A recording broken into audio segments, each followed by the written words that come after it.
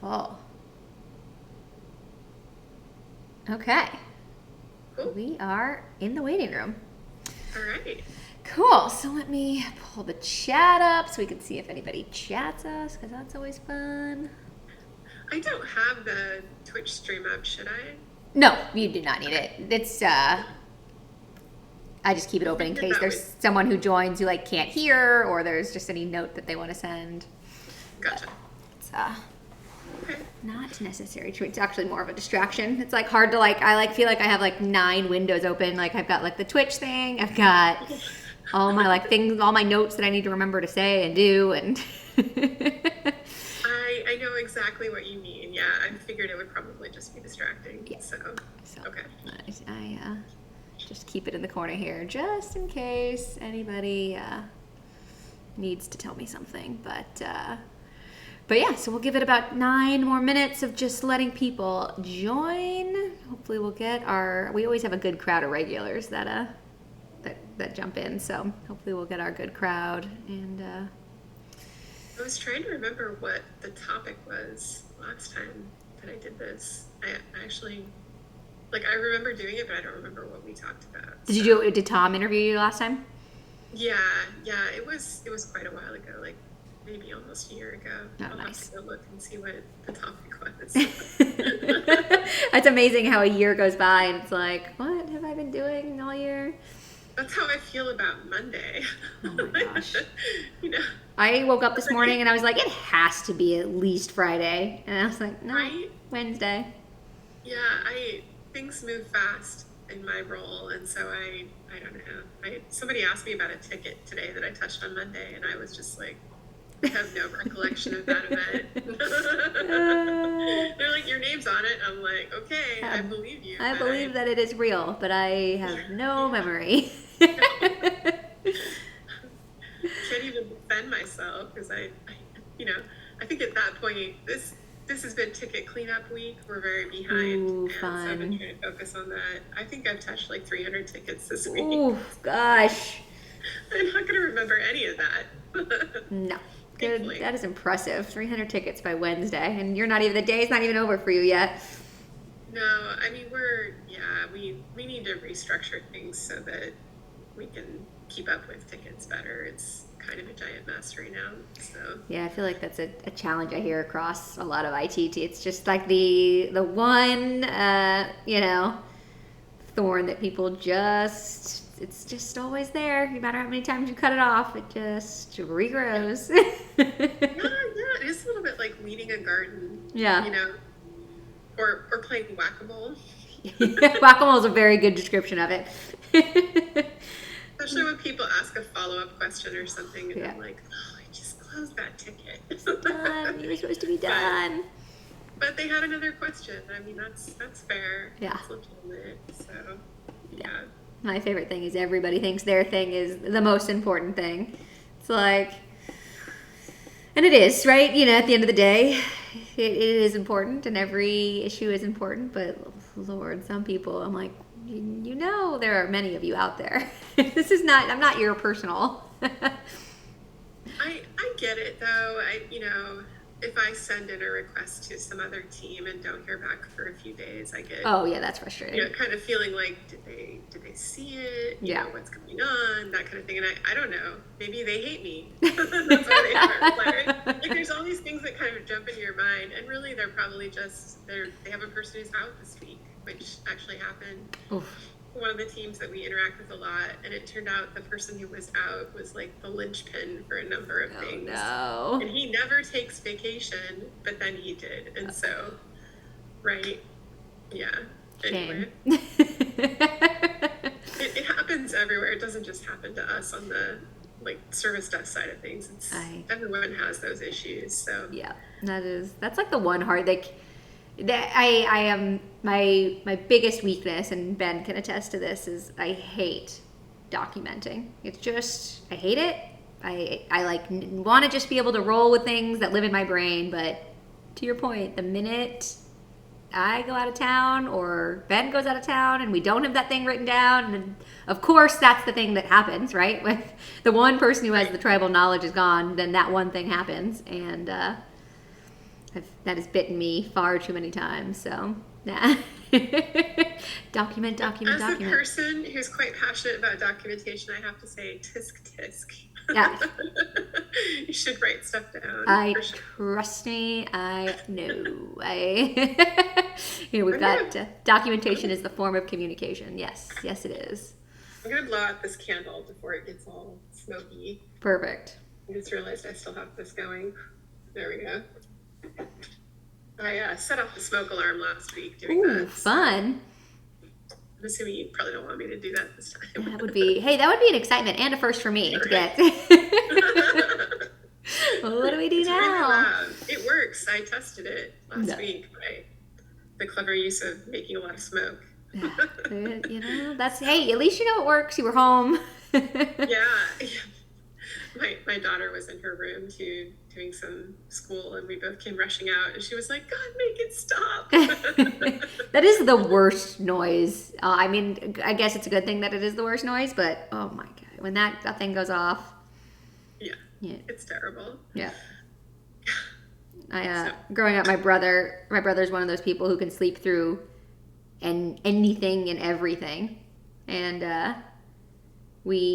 my parents got home late one night and set off the alarm, and my brother slept through the entire, all of us get up, and you have to figure out how to turn it off, and every thing is buzzing and beeping, and my brother just slept on right through it. It's that is impressive. It's a skill. It's really a life skill, really. Yeah. Yeah. It is wild. We've been having a little trouble with our pets waking us up way too early in the morning, and so I would like to be able to sleep through that. Yeah, that would be. It's been a challenge. Yeah, to your point of our animals being just too smart and training us. My dog every morning at 7, just like dinner at 5:30, breakfast is at 7, and if I haven't opened an eyeball by 7 o'clock and 32 seconds, he is just. Yeah. Hello, human. Time for you to do the thing you do. You don't get to sleep in. Never, ever. Yeah. I used to joke that having a dog is like having a personal trainer live in your house, because they're always making you get up early and eat regular meals and go outside for walks. Yes. So that is a really, it actually, I mean, for all my his funny quirks, it is Ben and I do our first meeting every morning. We do a stand-up, and it's always walking, and it's me walking Merle, and usually dragging him around, and but it's a really nice way to start the day. We get 45 minutes of just exercise. The dog gets exercise. I get some outdoor time, and in this work from home life, it's a good change of pace. That's cool. I like that. I like the idea of a walking meeting. Walk and talk. Yeah. So I try to do that whenever we have an opportunity, because sometimes I'm I can't sit. No. I've been sitting all day. I need a break from sitting. Let's walk. Yeah. One of those days where I feel I just don't leave my apartment. I'm literally home, from, other than any form of exercise that I go get, I'm home all day. And I'm not going out to dinner every night or eating lunch with people. So I'm it's my one excuse to get outside and move. I just need to run into another human and have an actual interaction versus just these Zoom chats that I tend to find myself on all day, every day. I totally get that. I've pretty much gone back to working in the office full time. That's so nice. I did work a couple days from home this week, but usually I'm in the office. And there's something very different about it, about seeing people in person. It really Your is. brain, I think, assigns more value to that interaction. Yeah. No, it really does make a difference. And I was telling, Ben and I try to do a quarterly on-site where we can get together, and it just, there's so much, just creativity that happens when you're actually getting to talk to someone and work next to someone and hear what people are doing, and we just get it's a different level of energy that I just love. Yeah. Yes, walk and talks are huge. Yes, Ben, they are. My favorite. All right, well, we are about to kick off live here, so I am going to get our entry music going. Thanks, Ben, for that. Hang on one second.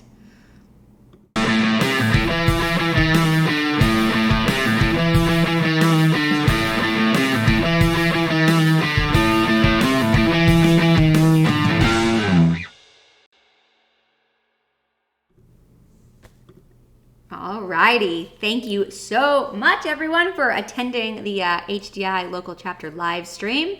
We're so excited to have you guys here back at our normal hour. For those of you that did watch last week, we were nice and early, especially for those of you on the West Coast, but we are back.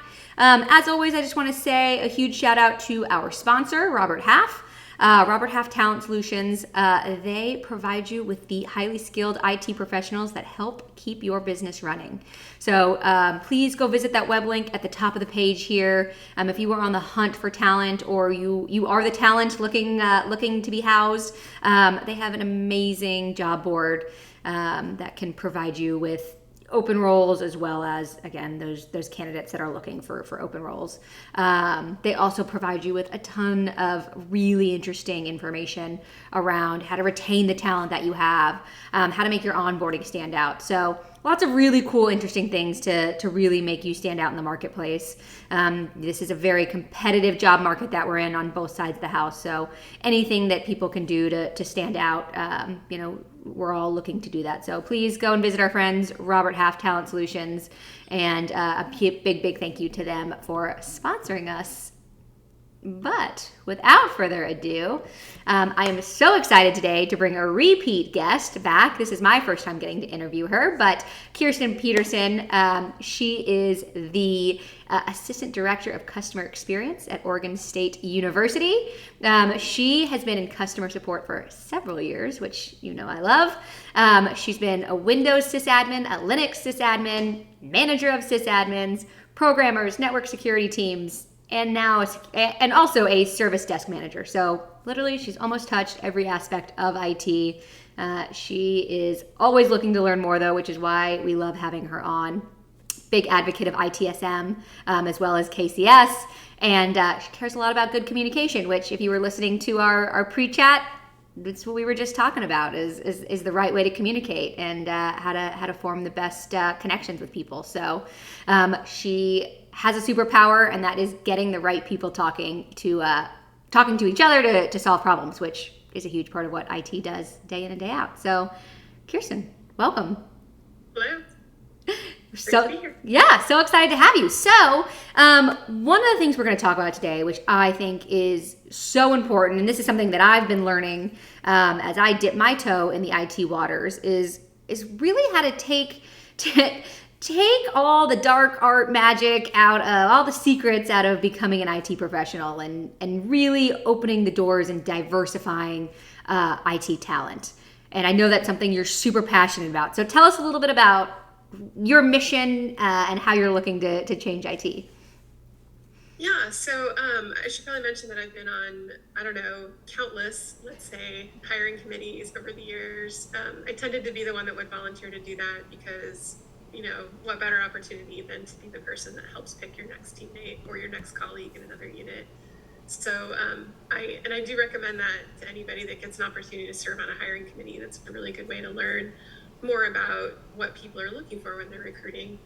And then I've been involved in a lot of recruitments, and I've seen what makes a person successful in IT, and it's maybe not what people expect, right? We joked in our prep for this about, just because you couldn't fix your computer at home doesn't mean you couldn't work in IT. All of us have those problems. I can't seem to make our stereo work on the entertainment center, but I've worked in IT my entire adult life. So, people shouldn't let themselves be discouraged because they think that they're not technical or something. There's a whole lot more to the IT industry than just being able to write code or fix a computer or something like that. I mean, some technical ability, yes, definitely, but there's more to it. Communication skills are really important. Leadership skills are very important.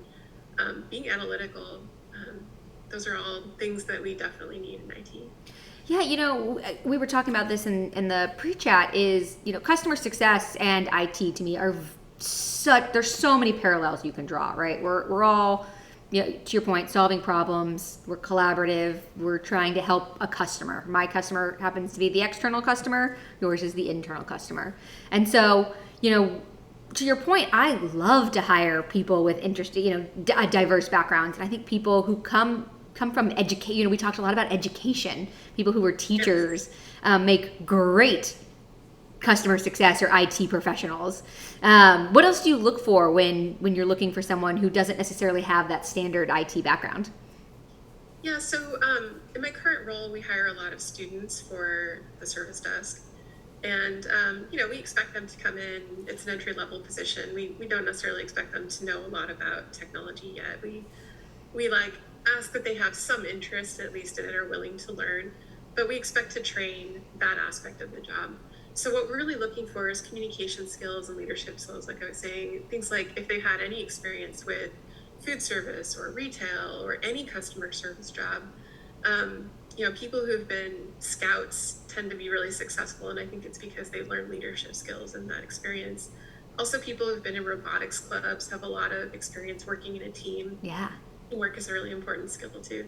So for someone just starting out trying to get an IT job, if you have any of that kind of experience, you should definitely mention it.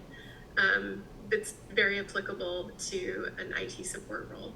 And then if you're looking for something that's more on the, I call it like the back office, but things like network administration or system administration, those kind of roles, like let's say you're a little ways into some other career and you'd like to become a system administrator and you're not sure where to start.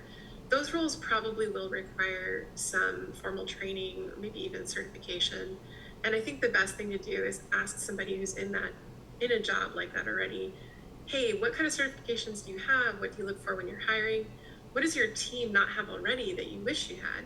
Because sometimes, we learn the job as we go, and we know that there's these industry best practices, but we didn't have time to go do the training, and we just tried to fumble our way through it.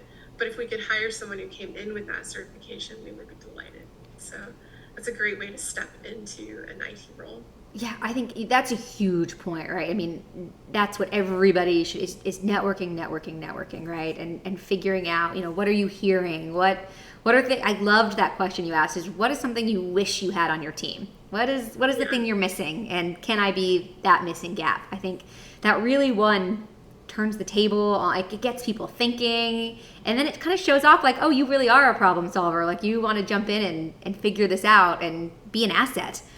And that's exactly what hopefully all hiring managers are looking for.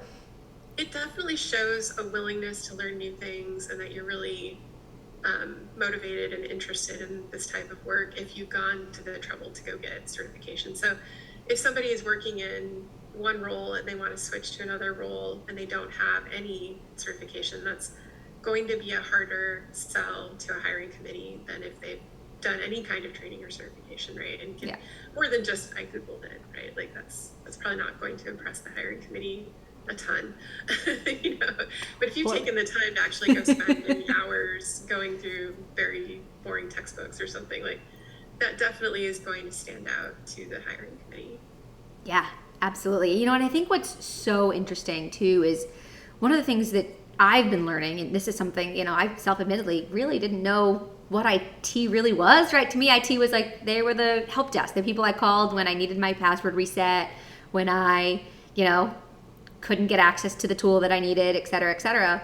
But just reading your resume, your background, I mean, IT's breadth is so big. There's so much that it encompasses, right? And I think people who are interested in solving problems think, oh, I don't want to be in IT because I don't want to, just troubleshoot people's computers.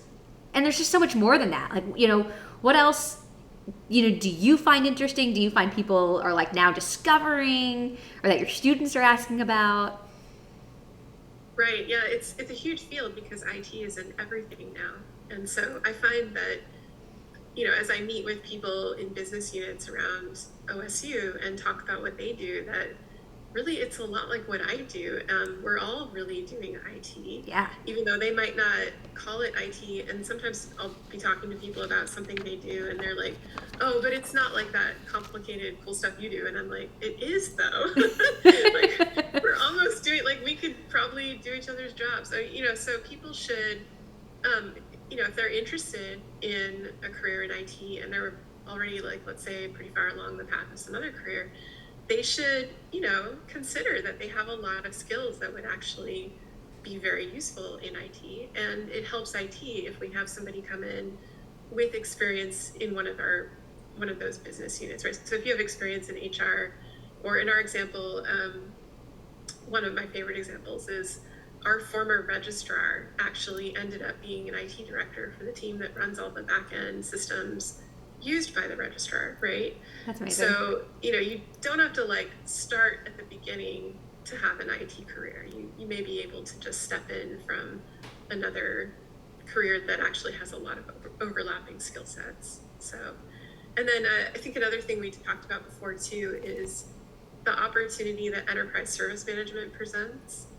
As we start talking about taking the practices of IT service management and using those in other areas of the organization, there's this really great opportunity for people to kind of step one way or the other. And we've been seeing actually a lot of that in our organization, where people are kind of shuffling around between IT and non-IT units. So it's pretty exciting. I love, I mean, to me, that's the best kind of collaboration, right? When you get to see, how the other business units are approaching a problem, what they need, and then they get to come in and sort of bring that new sort of eye on things. And, Ben brings up a good point in the chat here. He's saying there's something about people outside of IT tend to have like that lack of arrogance, that they're like, yes.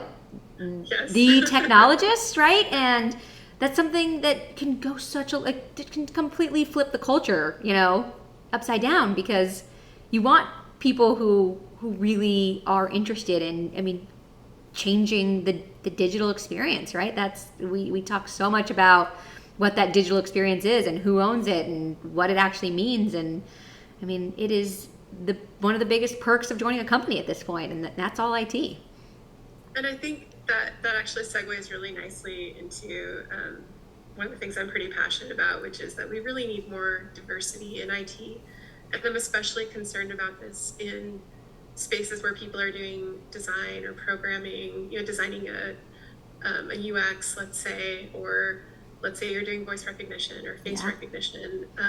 There's been a lot of pretty high profile cases of those tools being biased in some very horrible way. And it's because there just wasn't enough diversity of thought going into the design process. And so I really hope that IT can attract, in the next couple of decades, more people from different backgrounds, so that we can provide better products that represent everyone. I 100% agree. I think, sort of across the board in technology in general, there could be a little bit of a use for diversity. But to your point, it is scary, right? Then when you're controlling things that people with disabilities have to interact with, people of color, people, with different language and accents and whatever else goes into all of this sort of AI, virtual reality, the metaverse, all these things, it is so more important than ever that the people who are building that come from a diverse background. Yes, for sure. Yeah, the impacts are so much more wide-reaching now, right? It's not just email and websites. It's everything we touch all day, every day is somehow technology. And so we need more perspectives in the mix, I think. Yeah, I was watching the news yesterday, and they were doing a story that the airport in Dallas, DFW, now has like one of those virtual assistants kiosk boards where you like walk up and you can like talk to her and interact with her. And to your point, like if she doesn't pick up on, the right person walking up, or can't understand them, or, it's someone with a disability that doesn't have language capabilities and needs, something like that, can so vastly impact how that person is going to get from point A to point B, or, wherever it is they're traveling off to. That is a huge piece of technology. I had a personal experience of this recently. We use an iPad with an application that does speech to text for my husband's grandmother, because she can't hear us. And it picks up his voice better than mine. Crazy. So, like, his voice is quite a bit deeper, and it's not better, and it barely can hear me. It can't make sense of it. So we were joking that the iPad is sexist. I had the same experience. My roommate back when I lived in San Francisco was Irish, and Siri just could not understand a word she said. It was just like, literally, must have been speaking a different language, because the things I would get texted when she was trying to talk to text via Siri was just a bunch of jumbled consonants, basically. Yeah, it's, and it's like, that kind of stuff is frustrating now, but in the future it could be hugely problematic, right? Yeah. So. I 100% agree. God, I need to like talk to Tom, and we need to get this show longer. I like have so many more questions that I want to get into in terms of just picking your brain on all these things. But, any closing thoughts, if there is someone out there who is thinking about making the change to IT, is in school and trying to figure out what they want to do, or is just out there waiting tables and looking for something, a new start. What is your advice? Yeah, this is very kind of general advice, so I apologize for that, but it's really a good idea to have someone else look over your resume and cover letter before you submit it. And, even better if it's somebody that works in the industry that you're applying for, that's ideal. But yeah, I would definitely recommend that in general. I've seen some very bad resumes. I can only imagine. Application materials over the years. I can only imagine. But yes, I put Kirsten's LinkedIn on the screen here. So if you are interested in learning from her, figuring out where to start, I would imagine she'd be happy to chat. I'm saying that for her, but I'm imagining she'd be happy to chat with you. You can learn so much from her, and she's got a great network of people around her too, so she can probably point you in the right direction, depending on what you're looking for. Kirsten, anything else you want to end with before we close out? No, I think that's good. Awesome. Well, thank you so much for being a repeat guest. Really, really appreciate it. To the HTI local chapter team, thank you again for getting us up and running on another Wednesday. And Tom will be here next week, so you'll see Tom on Wednesday with Zach from Robert Half. So anyways, have a great rest of your week, everybody, and we'll see you next week. Thank you.